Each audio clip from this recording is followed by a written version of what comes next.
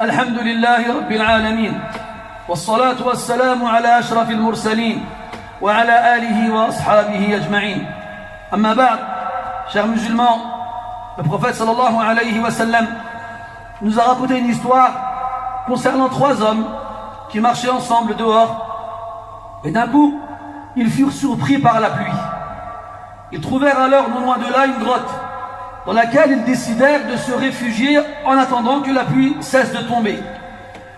Après s'être réfugiés dans la grotte, voici qu'un énorme rocher tombe et obstrue la sortie et les empêche donc de pouvoir retourner à l'extérieur. Ils se sont dit les uns les autres, invoquons Allah avec l'action méritoire dans laquelle on a le plus d'espoir. Peut-être qu'il va nous sauver. Alors le premier des trois a dit, oh Allah, certes tu sais que j'ai des bêtes que j'emmène paître à l'extérieur tous les jours. Et le soir, lorsque je rentre, avant de rentrer, je trais ces bêtes-là pour récupérer le lait. Et lorsque je rentre chez moi, je donne à mes parents qui étaient vieux et âgés, vieux et en mauvaise santé, en premier ce lait-là. Puis ensuite à mes enfants et enfin à mon épouse. Un jour, à la recherche de pâturage à faire paître à mes bêtes, je me suis éloigné. Et j'ai donc tardé à rentrer. Et lorsque je suis arrivé à la maison, j'ai trouvé mes parents qui dormaient déjà, alors que j'avais préparé le lait.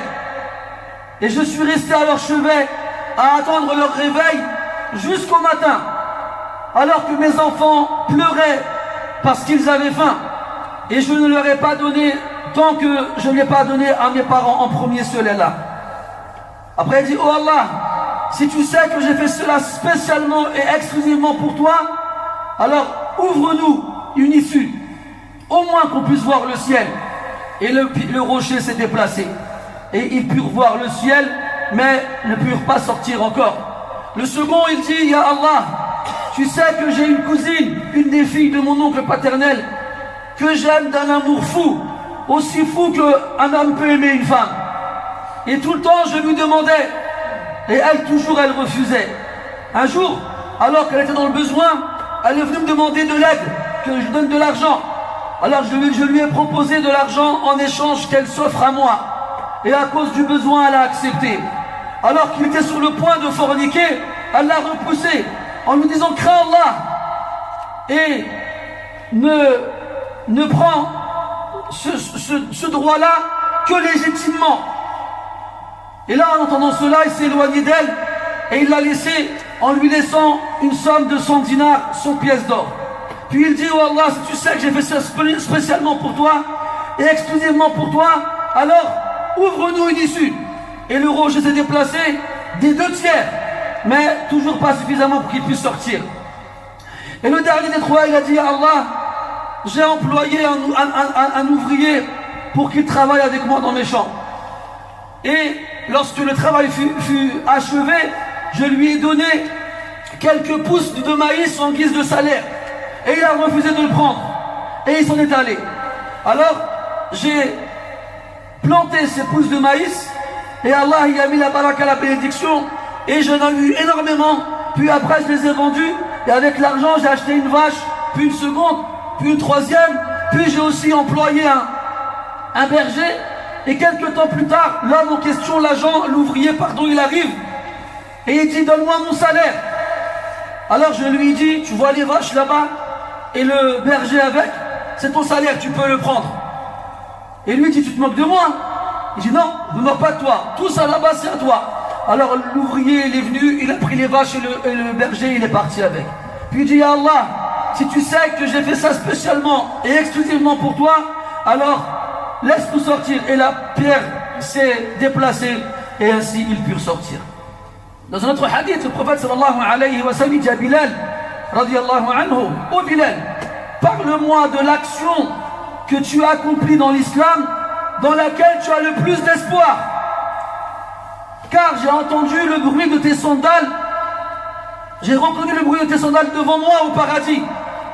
Mais il lui répond, radiyallahu anhu, l'action dans laquelle j'ai le plus d'espoir en islam, c'est que chaque fois que je fais mes ablutions, que ce soit le jour ou la nuit, automatiquement après je prie un certain nombre de prières qu'Allah me permet de faire.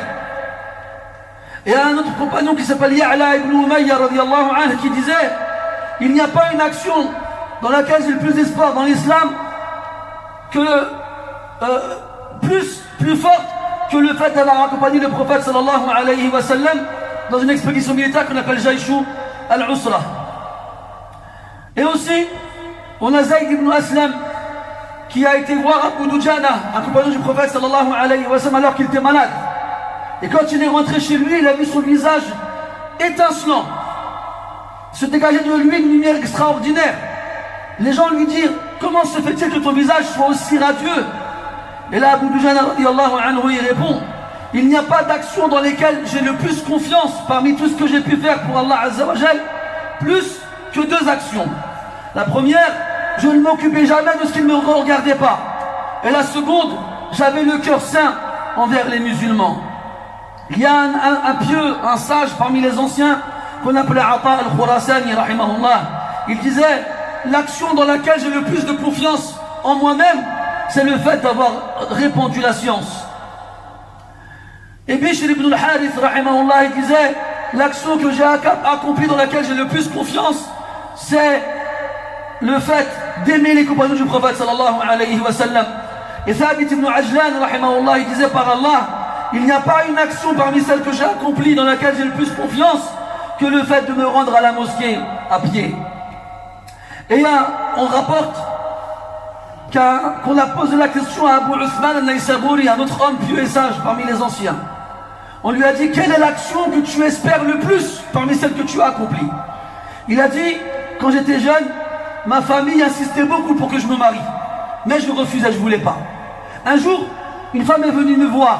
Elle m'a dit: je te demande par Allah de me prendre comme épouse. Et il y a un hadith où le prophète dit sallallahu alayhi wa sallam: celui qui vous demande une chose par Allah, donnez-lui, ne lui refusez pas. Alors il a accepté, en sachant qu'il ne sait pas à quoi elle ressemble. Elle est venue ouverte de la tête aux pieds, il ne sait pas à quoi elle ressemble. Mais comme elle lui a dit: je te demande par Allah de me prendre comme épouse, il a accepté.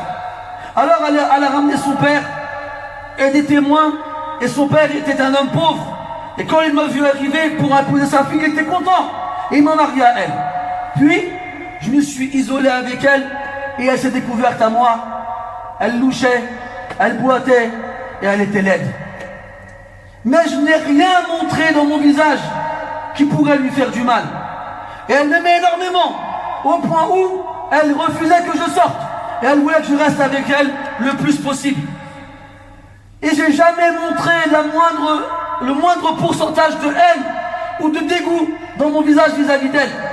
Dans une version, on disait: c'est comme si j'étais assis sur des braises quand j'étais avec elle, tellement il ne la supportait pas. Mais jamais il lui a montré quelque chose physiquement, ou jamais il lui a dit quelque chose verbalement. Et il est resté comme ça pendant 15 ans, jusqu'à ce qu'elle meure. Et jamais il lui a dit la moindre chose qui pourrait lui faire de la peine. Puis il dit: c'est l'action que j'ai faite dans l'islam dans laquelle j'ai le plus d'espoir auprès d'Allah Azza wa Jal. Mes frères, quel est l'objectif de vous raconter toutes ces histoires-là? L'objectif, c'est que vous vous posiez la question vous-même. Que chacun ici, moi le premier, se pose la question: quelle est l'action dans l'islam qu'on a accomplie, dans laquelle on a le plus d'espoir, dans laquelle on a le plus de confiance? Imaginons, demain l'un d'entre nous est touché par une énorme catastrophe. Et il voudrait demander à Allah de lui épargner cette catastrophe-là. Et il évoquerait une de ses actions vertueuses pour qu'Allah Ta'ala l'épargne de cette action-là, de cette catastrophe-là. Quelle action on mettra en avant? Qu'est-ce qu'on dirait? On fait la prière, tous les musulmans ils font la prière. On fait le jeûne, tous les musulmans ils font le jeûne. On fait le pèlerinage, tous les ans il y a des millions d'hommes et de femmes qui font le pèlerinage. On fait l'aumône, tout le monde fait l'aumône. Les actions dont on a parlé depuis le début sont des actions particulières que chacun y fait dans son coin, que chacun est censé faire en espérant que seul Allah Ta'ala le voit. Une action qu'il a fait avec son cœur, en espérant que seul Allah Ta'ala le voit la faire. Et une action dans laquelle il se dira: Inch'Allah, j'espère que devant Allah, cette action-là, je vais la retrouver. Est-ce qu'on a des actions comme ça? Est-ce qu'on s'est posé la question? Allah dit dans le Coran, Ya ayyuhalladhina amanu attaqullah wabtaghu ilayhi alwasila.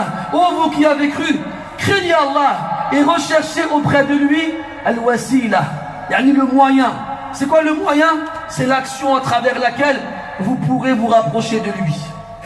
Et bien entendu, la base, c'est que dans les actions qu'Allah il aime le plus, ce sont les actions obligatoires.